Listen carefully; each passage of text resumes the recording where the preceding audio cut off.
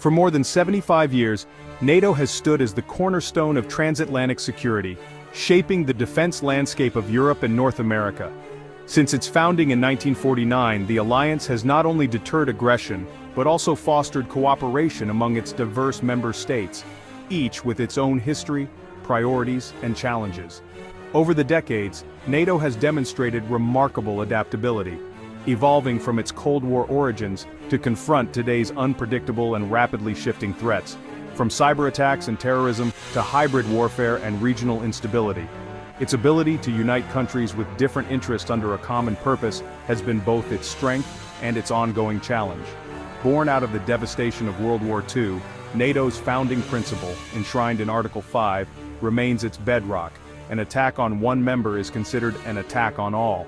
This collective defense pledge has only been invoked once after the September 11th attacks, but it continues to reassure allies and deter adversaries. Today, as the world witnesses the return of great power competition and rising geopolitical tensions, NATO faces a new set of tough questions. How should it adapt to emerging threats? Can it maintain unity as its membership grows? And, crucially, how should it share the financial burden of collective defense among its members?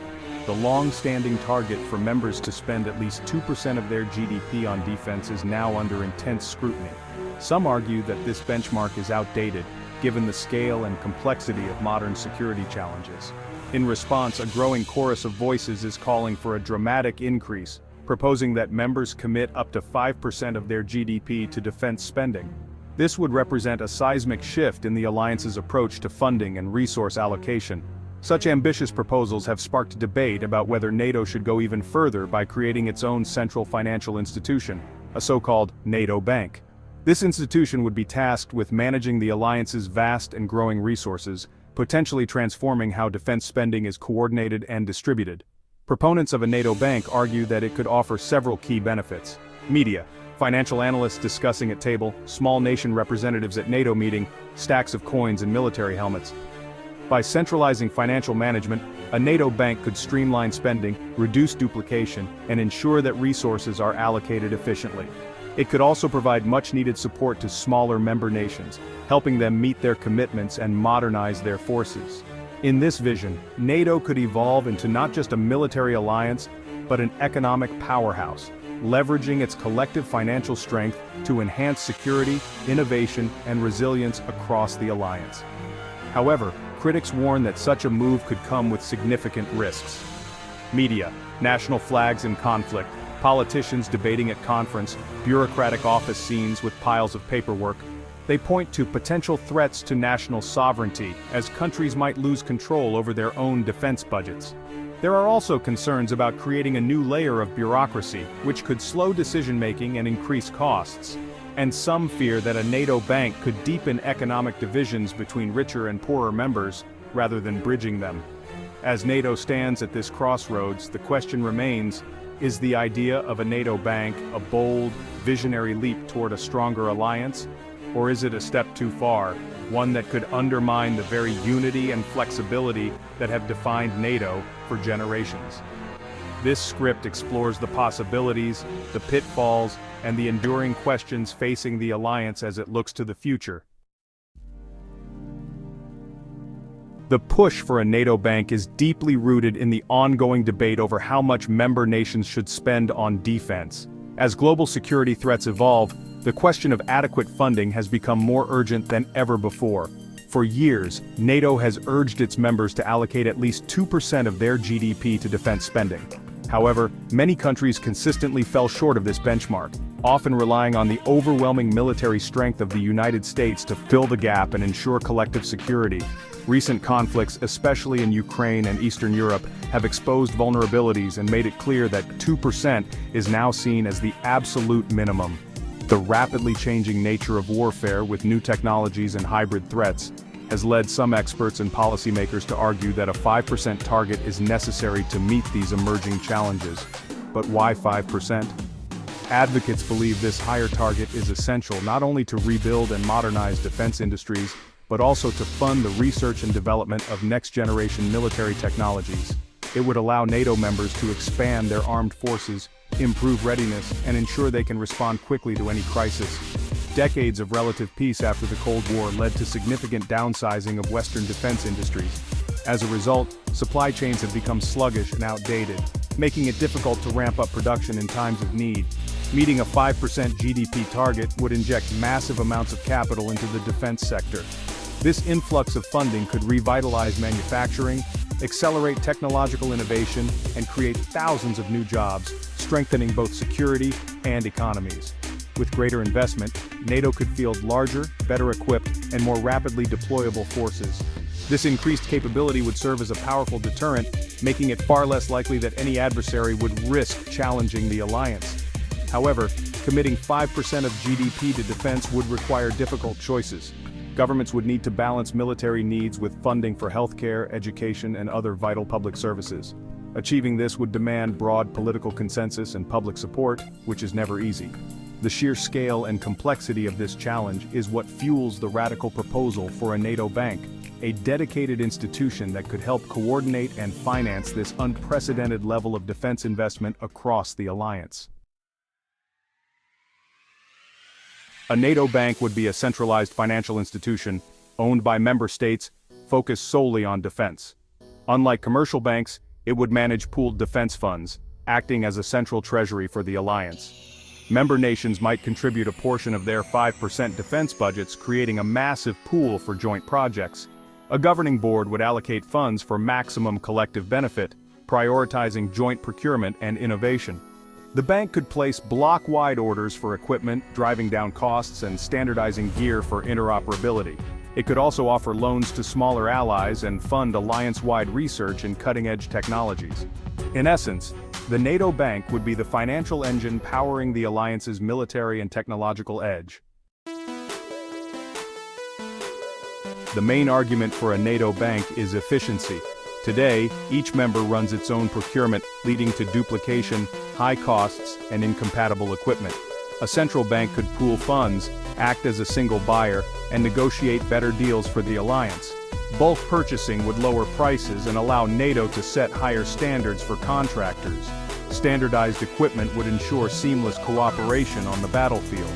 The bank could also finance critical infrastructure, air bases, ports, transport networks, benefiting all members. Instead of patchwork funding, a NATO bank would provide stable capital for projects with alliance-wide value. This would make NATO's collective defense more effective and integrated. A NATO bank could play a transformative role in helping smaller or less wealthy member states meet the alliance's high defense spending targets, all without putting their economies at risk of destabilization or financial strain. For many of these countries, the pressure to rapidly increase defense budgets can threaten essential public services or economic growth. By providing a financial safety net, the bank would allow these nations to contribute meaningfully to collective security while maintaining economic stability at home. Such a bank could offer low-interest loans, flexible credit lines, or even targeted grants for strategic defense projects.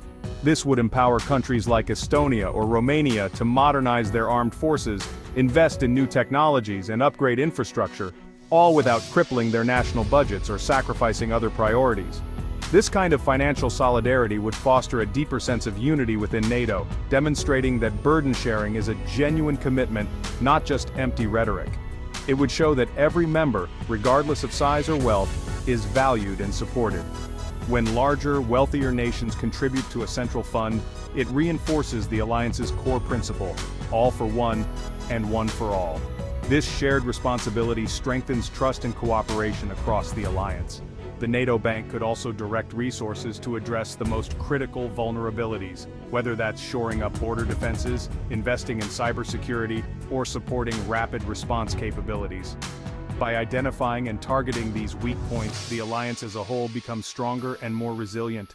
Strategic allocation of resources would ensure that every dollar, euro, or pound is used where it matters most, maximizing the impact of every contribution and avoiding waste.